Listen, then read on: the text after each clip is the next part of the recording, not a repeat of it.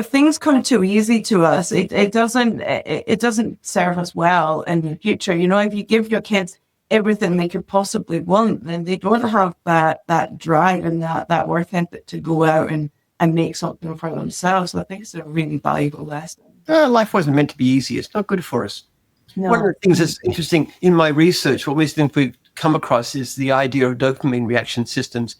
If you have, like, an example is a drug like cocaine. If you take cocaine, it actually gives a surge of dopamine to your brain, and that, but then if you take it again, it's a lesser effect. And the reason for that is because if you put surges of dopamine into your brain, the brain reacts by becoming less sensitive to dopamine, and you need more and more to feel okay, which means you feel miserable if you don't have it.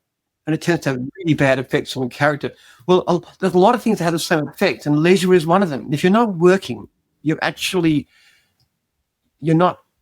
doing something to your brain that makes your dopamine system less reactive.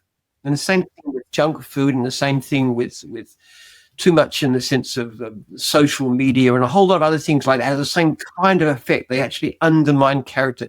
So our whole brains are built upon the idea that you've got to have a reasonable toughness. Too much of a good thing is not good for you.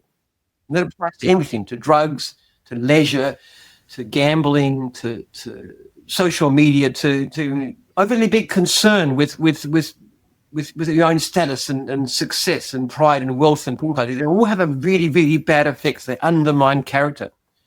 It's not good for people, and it's not good for kids.